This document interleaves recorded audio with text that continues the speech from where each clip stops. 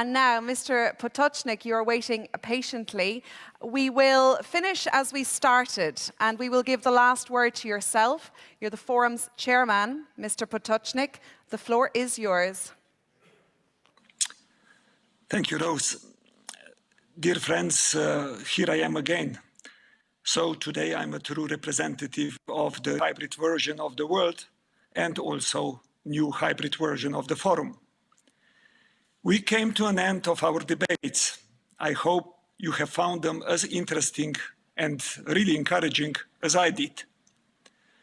This time I will not finish the main forum day with final conclusions, since the format of the forum has changed and events are still to follow almost till end of this month. I will try to make some conclusions then. I hope you all agree that the theme of the day, striving for food system transformation, was very well chosen. The reason is simple and straightforward.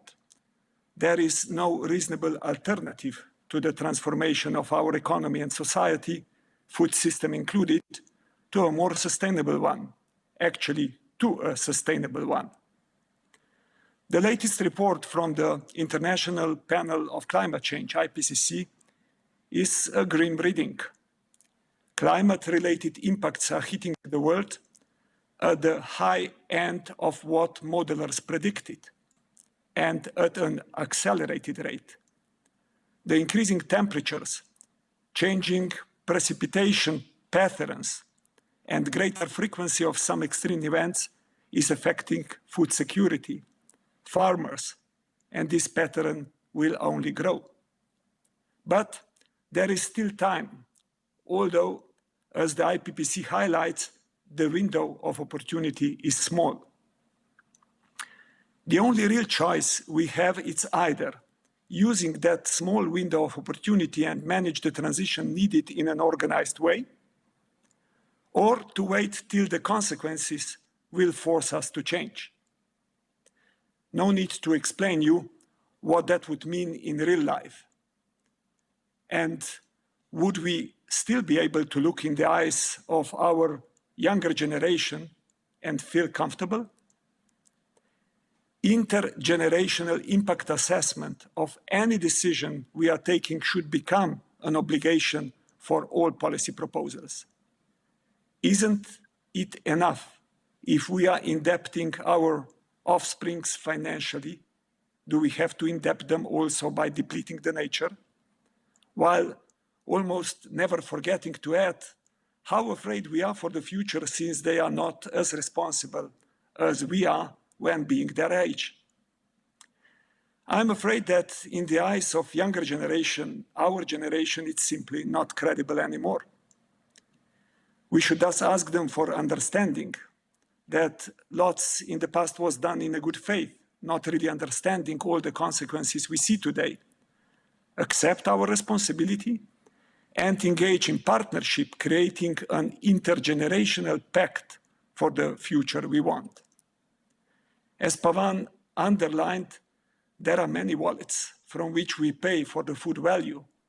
The problem is that wallets are not in the same pockets, nor are the benefits really landing with the farmers who contribute to all of them.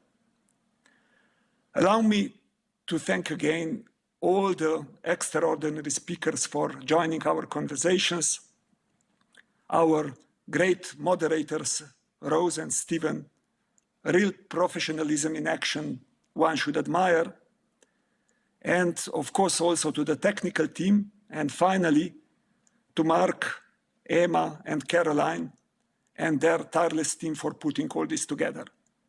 Only they know how much work is behind all the forum-related events. I started in the morning by mentioning the crisis in Ukraine, and I would like also to close today's forum by another moment of our attention to the terrible war, quoting actually the lyrics of the Dutch pop band Niets.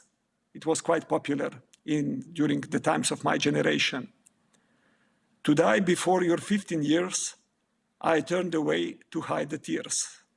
And how could I understand that a man can kill a man, can kill a child? Please stop the insane war and suffering of so many innocent people who do not care for power games and would just like to enjoy a decent life.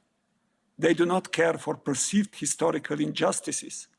They just demand the very essential justice of having a life and the justice of having a future. Is it really the only way to live in peace by piling up weapons and building the culture of fear? Is this really sustainability we talk about? The sustainability we want? And in doing so, we even claim that we humans are intelligent. Dear friends, thank you for being with us. Stay safe and follow the rest of the forum developments till March 29th, when we will do the final wrap-up.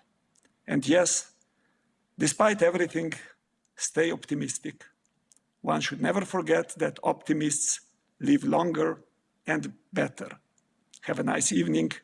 And for those in the room on the way back home, have a safe travel. Thank you and bye. Thank you very much.